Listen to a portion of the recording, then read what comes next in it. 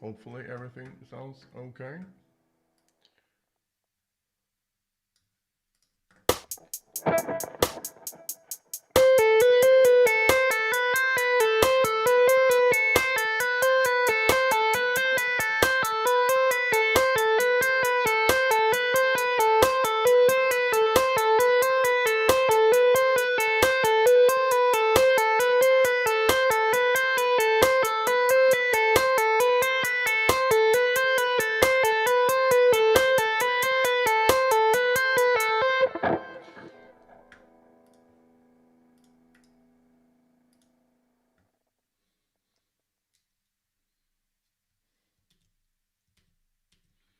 Dum, dum, dum, dum, dum.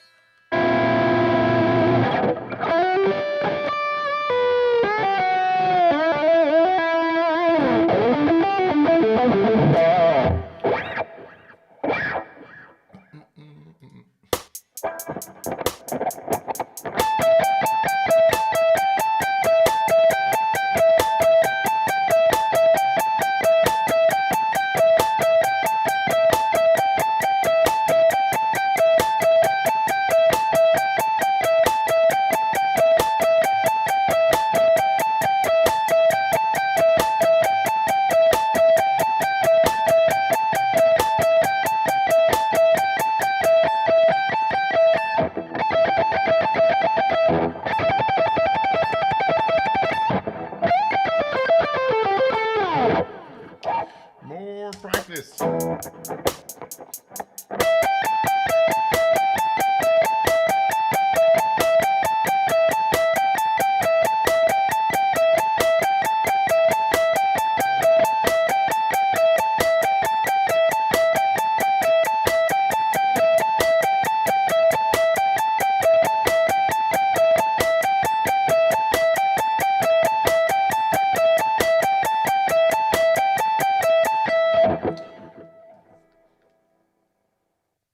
See if this sound is all right.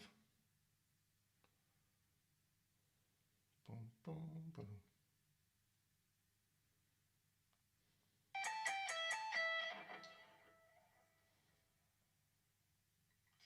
See if this sound is all right.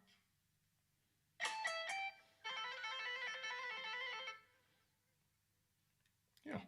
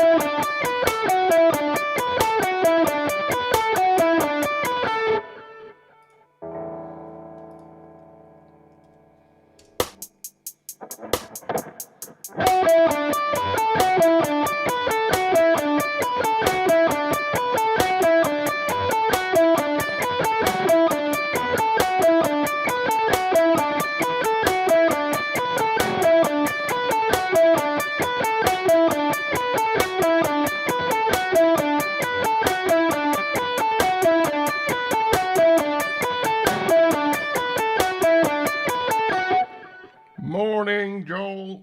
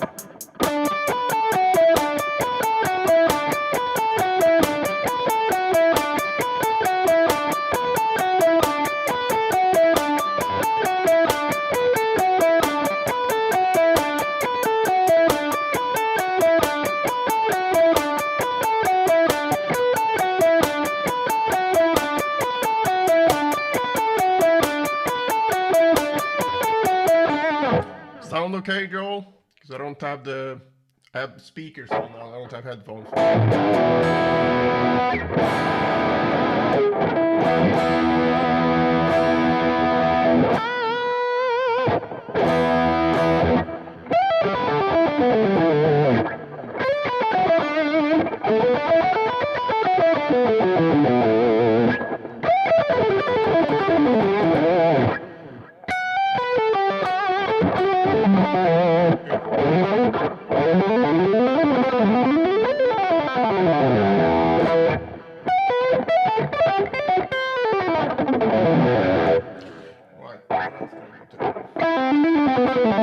He's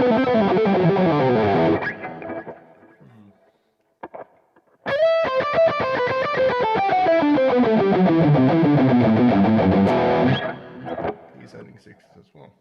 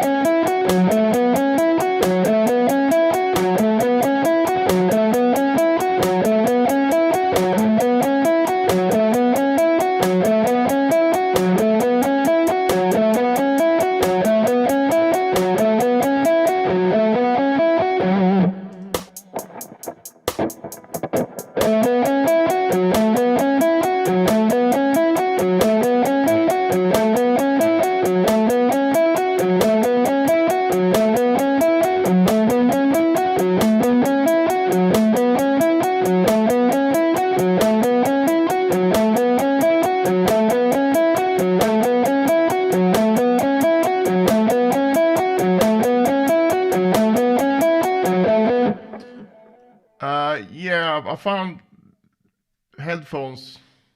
I'm so tired of headphones, so.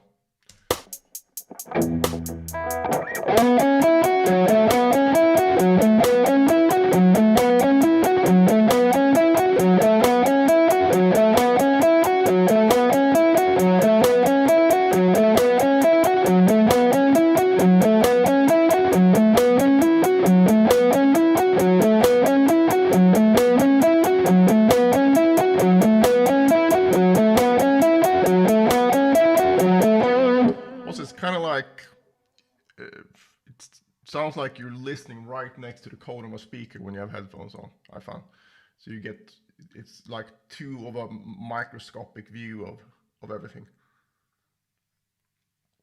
It just feels more natural to play.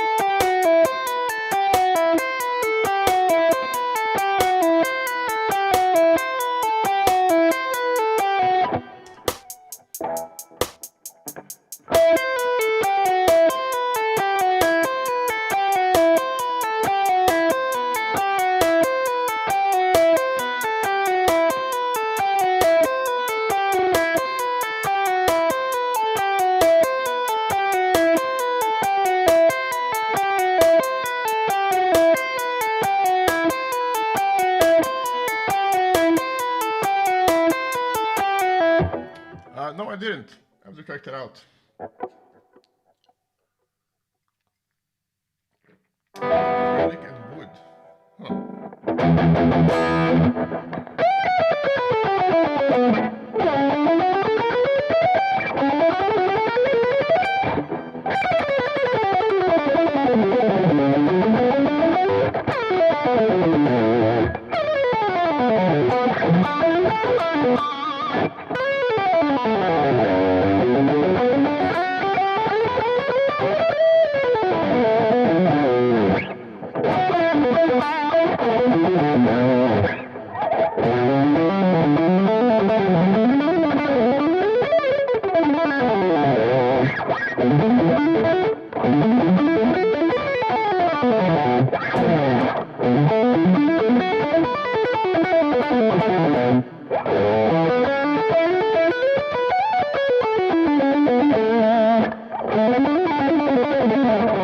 Does it do anything for the sound, or is it just, you know, a visual thing?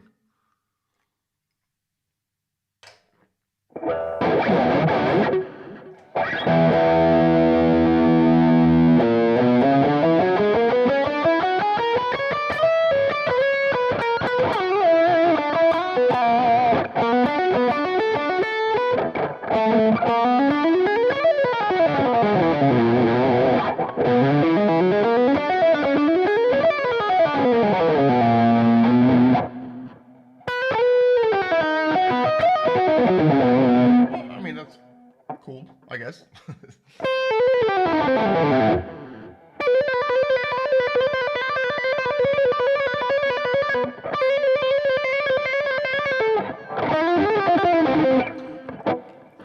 Here's a thing that Brett Garsed used to do.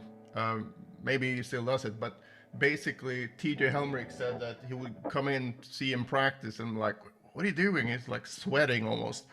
And he would improvise only using these three fingers. So. And, you know, trying to play actual scale shapes with that, so you're not just doing that, right? So it's really tricky.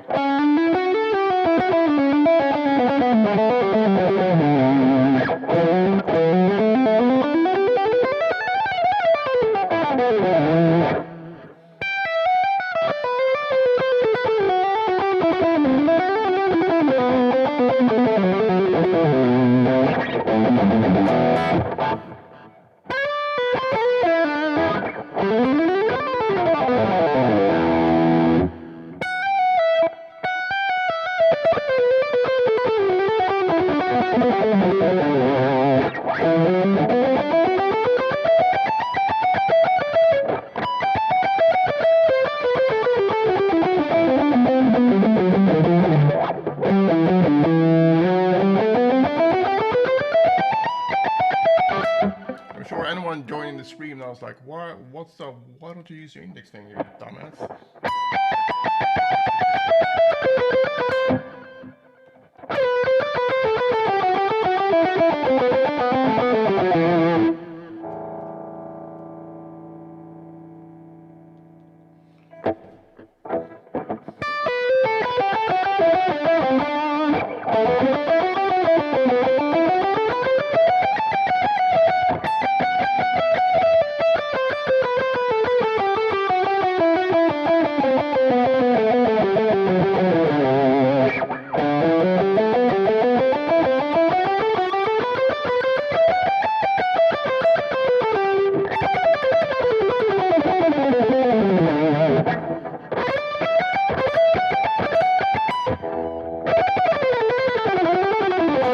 Then it just feels so much easier when you get to use it again.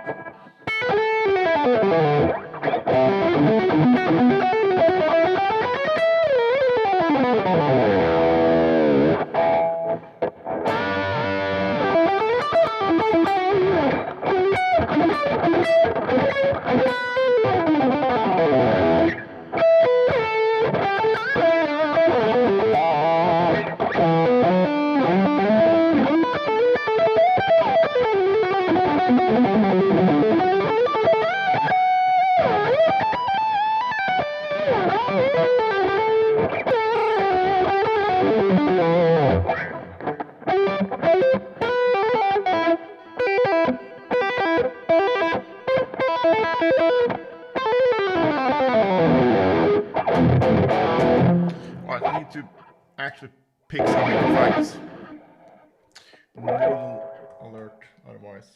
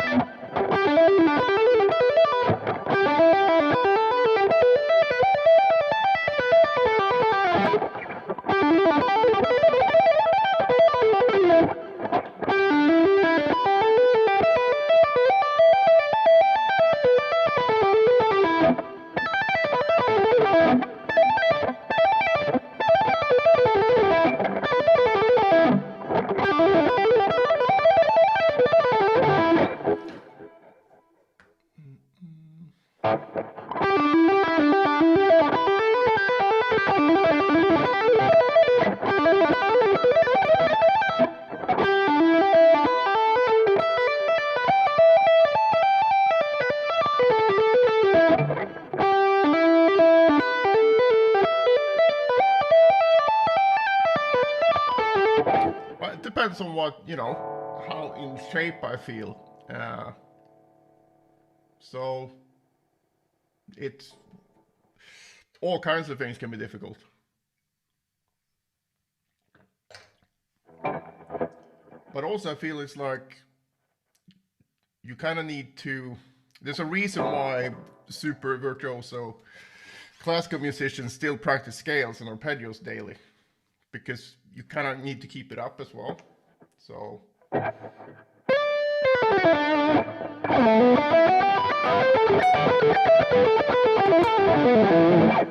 one thing I want to learn is get into more 8-finger tapping, so that's very difficult to do.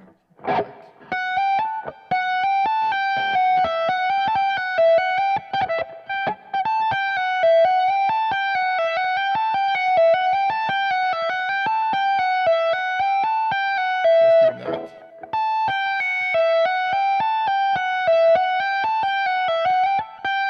But it's like, also since I have a bit of some nails here, because of the hybrid picking, so it's kind of tricky to find a good position for this.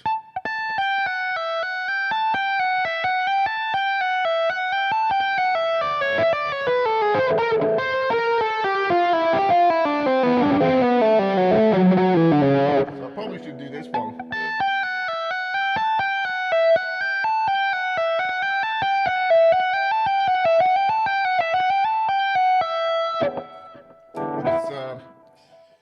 Kind of annoying to practice.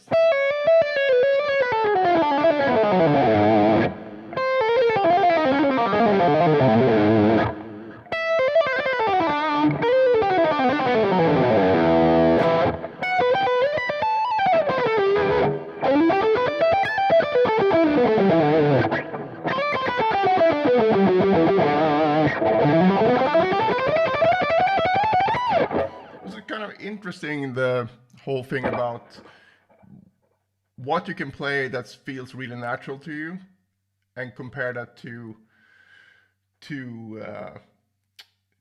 things that are kind of hard for you to do. So I mean, ideally everything would be very easy for you, and the choices would be made just by what you want to hear. But I do think a lot of, you know, players like Yngwie, Eric Johnson, they're just as much defined by what they're not good at as what they can do really well, right? So I don't know, that's the thing that I'm thinking about, because I tend to want to be able to play everything, but then I'm like, shouldn't I just lean into what I'm good at and get that even better? I don't know, it's something Steve Vai talked about actually. He said, like, just lean into your strengths and then shore up your weaknesses, but you know, you're gonna have more of a personal style if you go more into your actual strength. But saying that, no one would develop good alternate picking if it was like, oh, it's not my strength, because it takes a long time to get there. So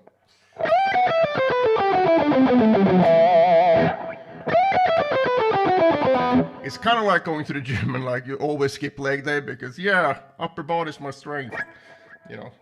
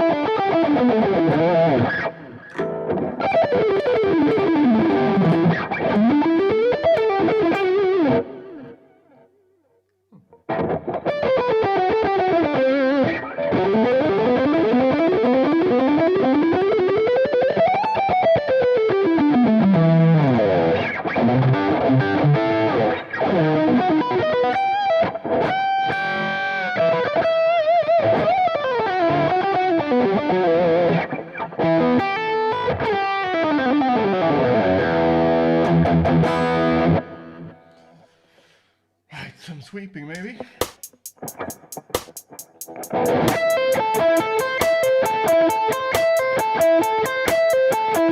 Yeah, kind of like that.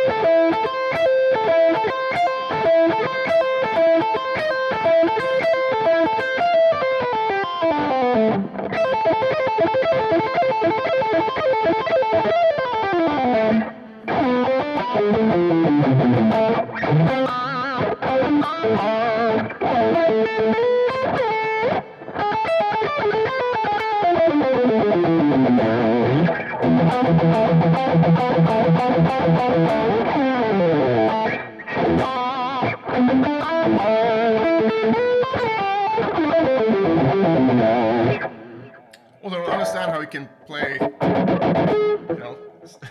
guitar players basically knees. Games have to let it.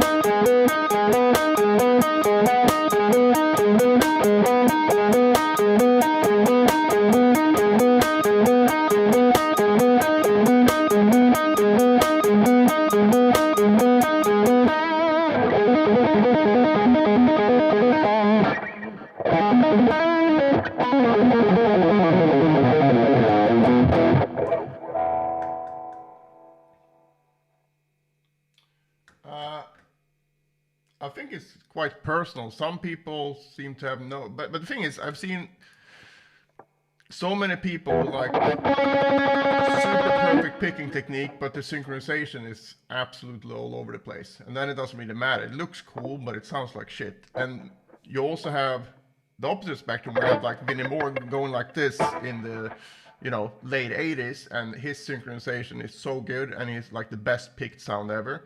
So just by listening to someone, I would pick, no pun intended, Vinnie Moore over anyone at that point.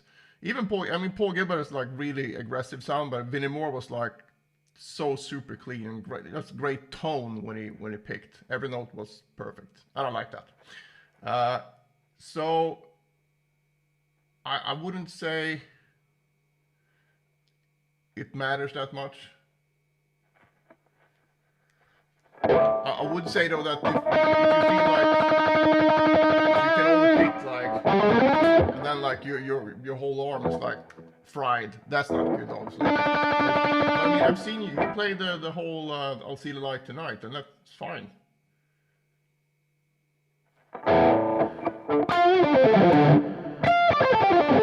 And also when I pick here,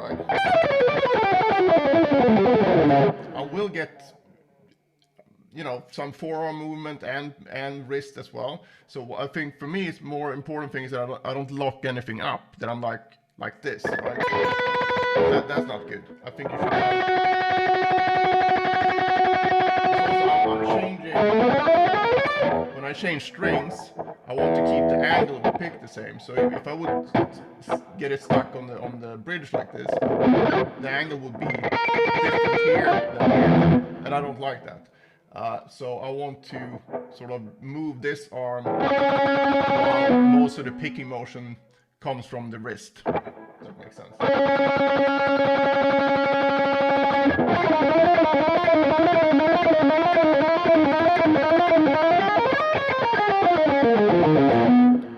But some people are so obsessed with like, no. That you need to do this, or you need to twitch this, or you need to do whatever. There's so many ways that work, and I've said this before, like where it's like certain ways of picking is gonna help you with certain phrases more, so you might have to work harder for other things, but I wouldn't be too concerned about it.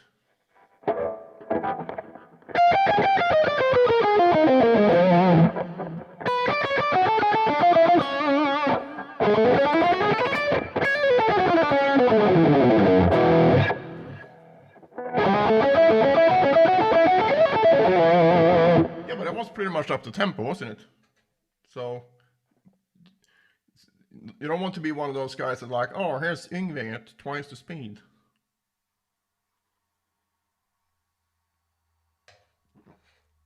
Nah, I wouldn't worry about that, because I think if you're, like I said, if you're super tense, yes. But if you're super tense and you use your wrist, then that doesn't really work as well either. I mean, isolating it to this, I don't think is a good thing to, you know.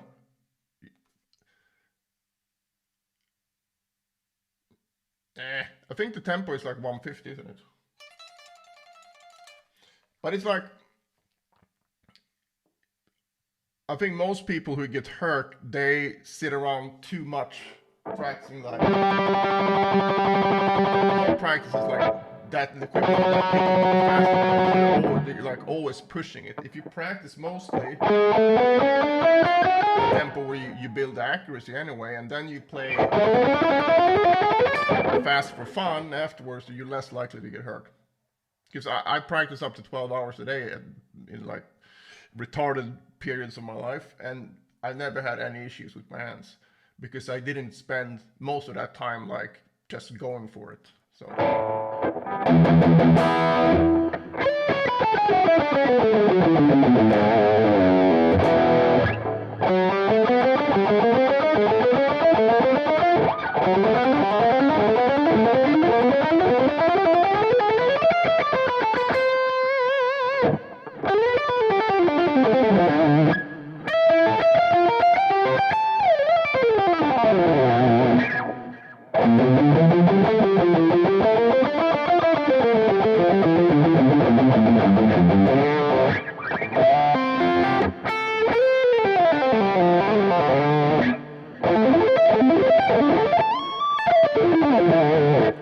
have you had any issues with anything? And I mean, you've been playing for a while, so I think if you know, if you played over 10 years, for example, and practiced a lot during those years, and nothing has really showed up as a problem, I doubt it will just show up out of the blue unless you change something. So.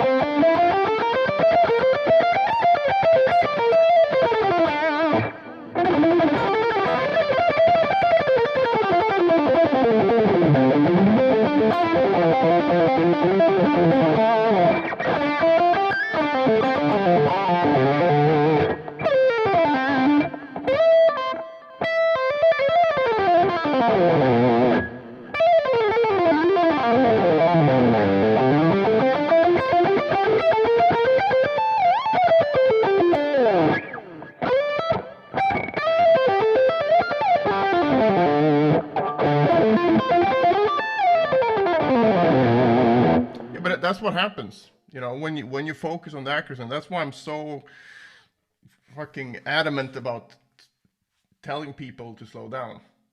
Not randomly on the street. I mean, if someone asks me about how their technique will get better, that's what I tell them. If no one asked me about something, I would never say it. I wouldn't go into some person, you know, playing sloppily on his Instagram reel, be like, oh, you should practice this way. But if someone comes to me and asks for advice, that's what I would say. Because most of the time, you can already, the test you can do, if you can pick faster on a single string, then you can synchronize it with some pattern on the guitar, right? You have more of a synchronization problem than a speed problem. And you're gonna be like, well, what about string crossing? Yeah, but you need to work on string crossing as well. But if you can't synchronize your picking on a single string close to the speed you can actually, you know, play with the right hand, you have a synchronization problem as well. So I think that's important to understand.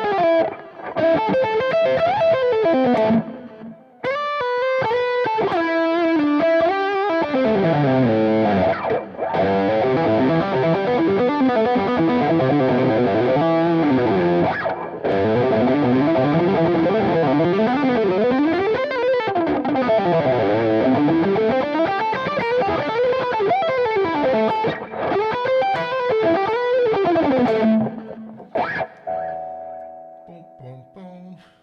And also, I'm pretty sure, Joel, that you're not really playing faster per se, but you probably cleaned up the speed that you already have. Because it's the same thing with like sweep picking, right? If you can do this, put that together. Most people can do that pretty easily. Because you just do that, and then, but then you need to combine it with the left hand.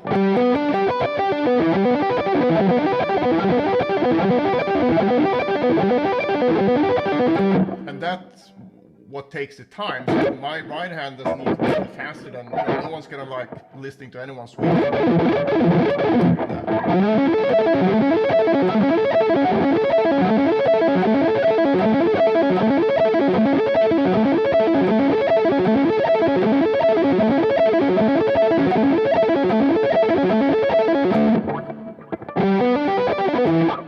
Finally.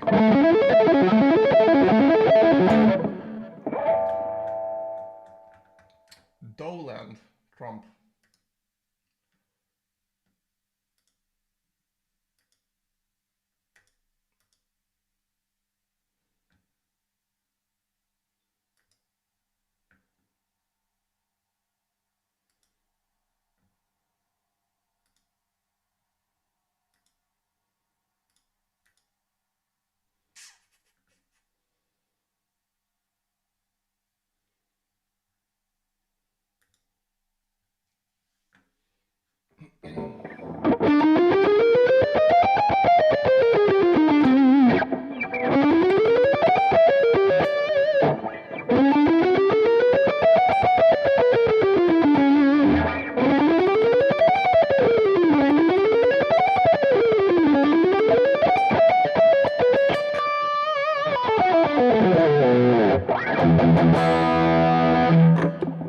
Maybe the whole stream should just be this.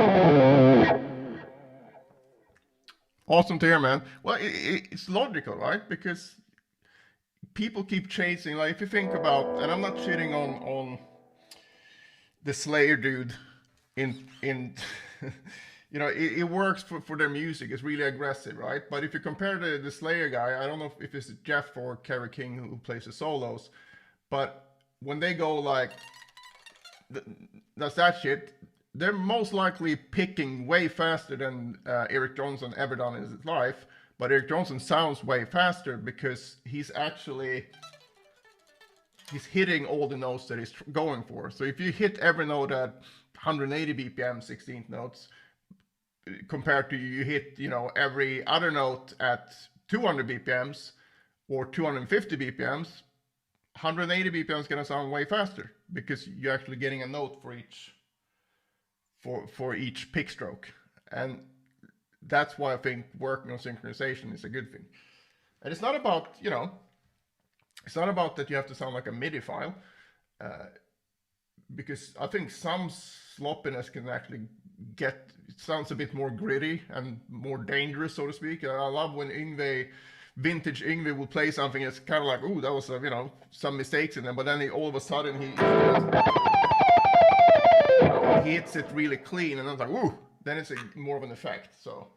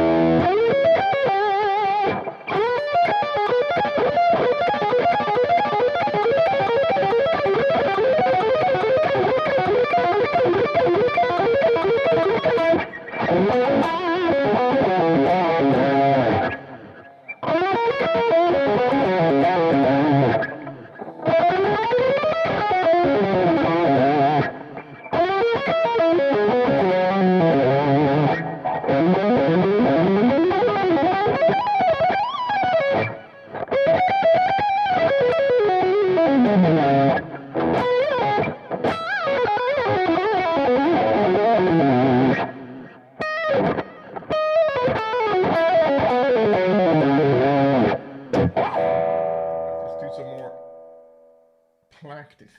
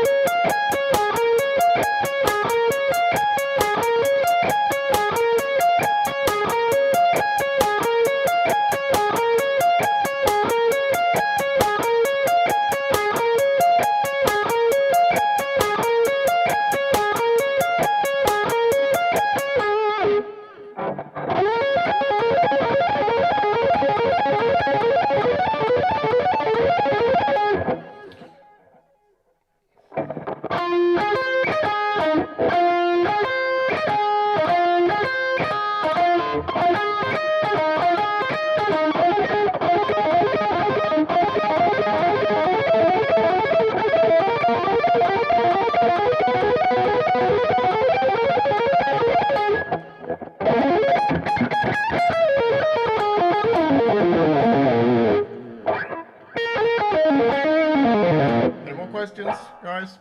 I'm gonna go have a student soon.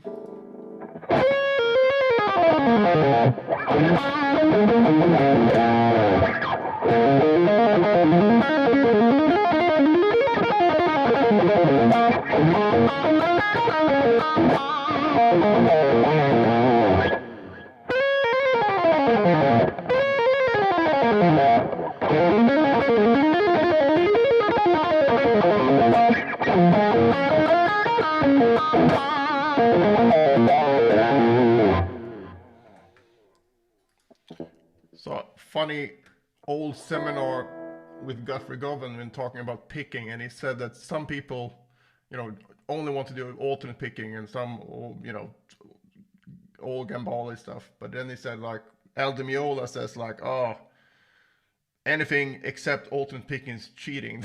Then Guthrie said, well, if that's cheating, why just play the stuff that Frank Gambale plays and see how that goes.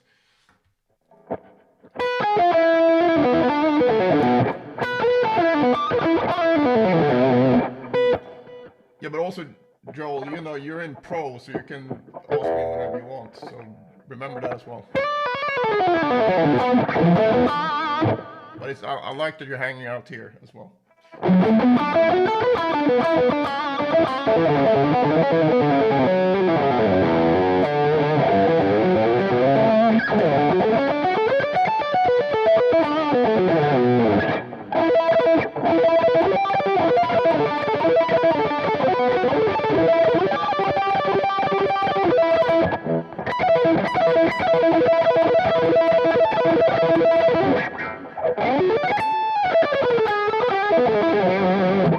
Yeah, he's pretty good, that Guthrie guy.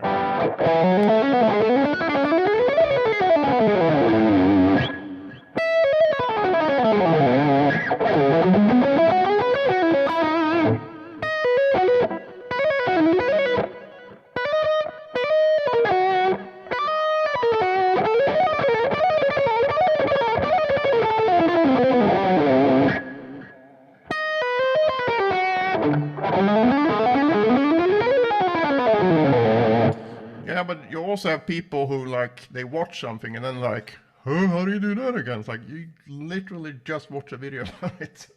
So yeah. But no, my son has ADHD, so if he's not interested in anything, something, then it's like impossible to get him to get it. But if he's interested, he knows everything about it, so it's kind of crazy. It's like I know it's a thing.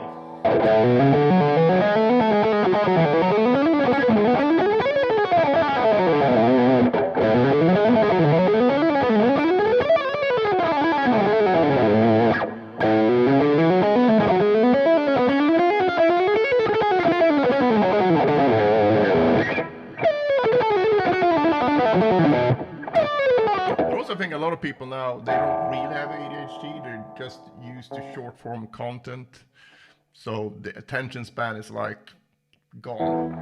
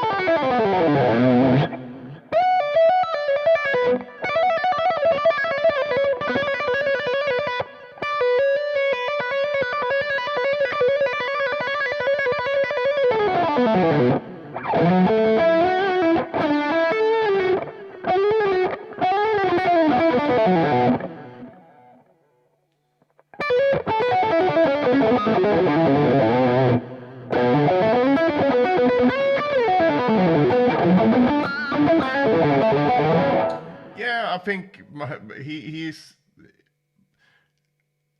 I mean, that's a spectrum as well, autism. I mean, if you're full-blown autism, it's gonna be really hard to function, right? But no, he definitely has some of that as well.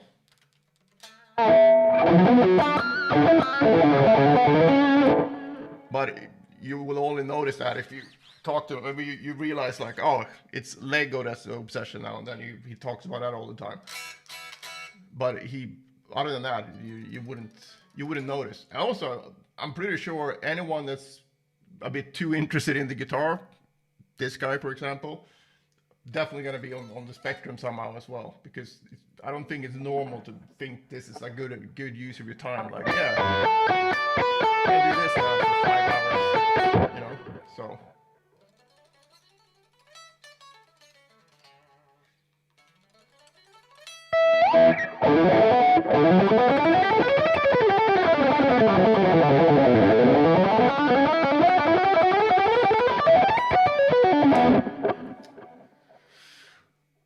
all right, I'm gonna keep doing this because it's fun.